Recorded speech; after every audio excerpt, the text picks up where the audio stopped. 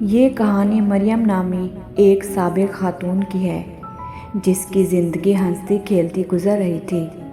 مریم کا ایک چھوٹا سا گھرانہ تھا، لیکن زندگی کی آزمائش تب شروع ہوئی جب اس کے اکلوتے بیٹے زین کو ایک ایسی بیماری نے آ گھیرا جس کا علاج مریم کی پہنچ سے باہر تھا۔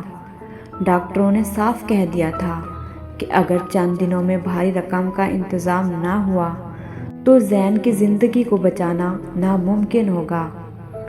مریم نے اپنے تمام رشتہ داروں، دوستوں اور جاننے والوں کا دروازہ کھٹکھٹایا۔ وہ لوگ جو کبھی مریم کی خوشیوں میں پیش ہوتے تھے، آج ضرورت کے وقت انہوں نے نظریں پھیر لی۔ کسی نے اپنی مجبوری کا رونا رویا تو کسی نے فون اٹھانا ہی چھوڑ دیا۔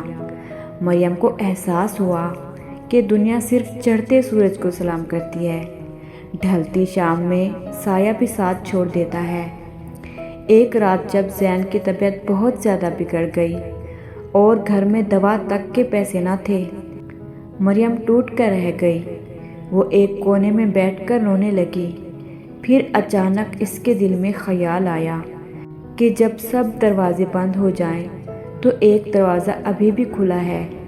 اس نے وضو کیا اور اس وقت اپنے رب کے سامنے مصلی بچھا لیا جب پوری دنیا گہری نیند میں تھی۔ یہ تہجد کا وقت تھا، وہ وقت جب اللہ خود پکارتا ہے کہ ہے کوئی مانگنے والا جسے میں عطا کروں۔ مریم سجدے میں گر گئی اور اس کی ہچکیاں بندھ گئیں۔ اس نے روتے ہوئے کہا، اے باری تعالیٰ، میں نے دنیا کے دروازوں پر دستک دی پر ہر جگہ سے نا امیدی ملی۔ آج میں تیرے در پر آئی ہوں۔ لوگ کہتے ہیں میرا بیٹا نہیں بچے گا، پر میرا یقین کہتا ہے کہ تو کن کہے تو سب ٹھیک ہو جائے گا۔ میرے خالی ہاتھوں کی لاج رکھ لے میرے مالک۔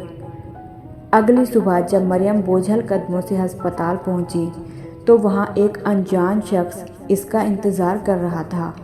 وہ ایک فلاحی ادارے کا سربراہ تھا۔ اس نے مریم سے کہا، بی بی، میں کل رات سخت پریشان تھا اور سو نہ سکا۔ مجھے ایسا محسوس ہوا جیسے کوئی مجھے پکار رہا ہے کہ کسی مجبور ماں کی مدد کروں۔